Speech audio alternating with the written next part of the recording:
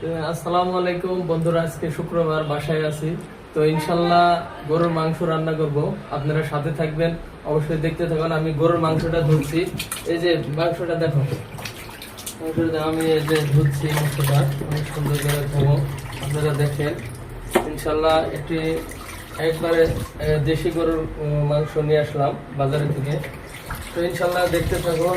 আমি আপনাদেরকে এই যে প্রেশার কুকারটা এখন ধুয়ে নিচ্ছি, মাংসটা আগে ধুয়ে নিচ্ছি।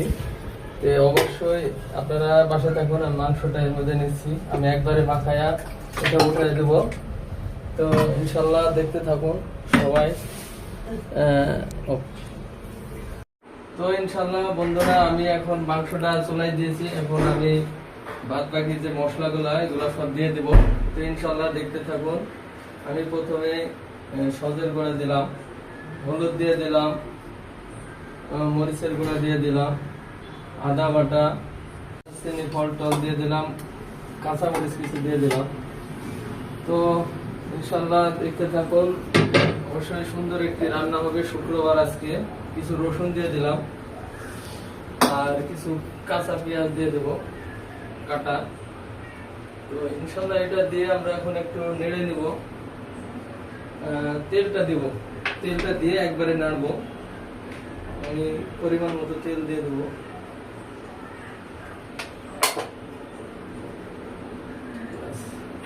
তেল দিয়ে দিয়েছি।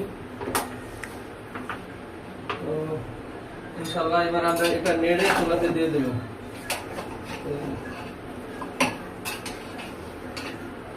ভালো করে নেড়ে দিয়ে দেবো।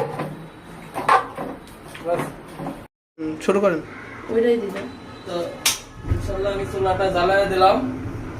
এখন ভালো করে কষাই নিয়ে আমি প্রেসার কুকারে এটা লাগাই দেবো, তাহলে ইনশাল্লাহ হয়ে যাবে। এতে তো দেখাও দেখাও, সুন্দর মাখা মাখা হয়ে গেছে। এখন ইনশাল্লাহ এটা জ্বলবে। এদিকে গরুর মাংসটা একটু নেড়ে দেবো। গরুর মাংসটা আর একটু কষানো হলে আমি প্রেসারের যে মূল একটা ঢাকনাটা আমি লাগাই দেবো, অনেক মজা হবে ইনশাল্লাহ। তো ইনশাল্লাহ আমাদের মাংসটা কষানো হয়ে গেছে। আমরা একটু নর্মাল পানি দেব, দিয়ে আমরা ইনশাল্লাহ এটা প্রেসার কুকারে দিয়ে দেবো। আর সাথে কয়টা আস্ত রসুন দিয়ে দেবো, ইনশাল্লাহ এটা অনেক মজা লাগবে খেতে। এটা আমি দিয়ে দিলাম, দিয়ে ভালো করে নেড়ে এবার আমরা ইনশাল্লাহ প্রেসার কুকারে এটা লাগাই দেবো।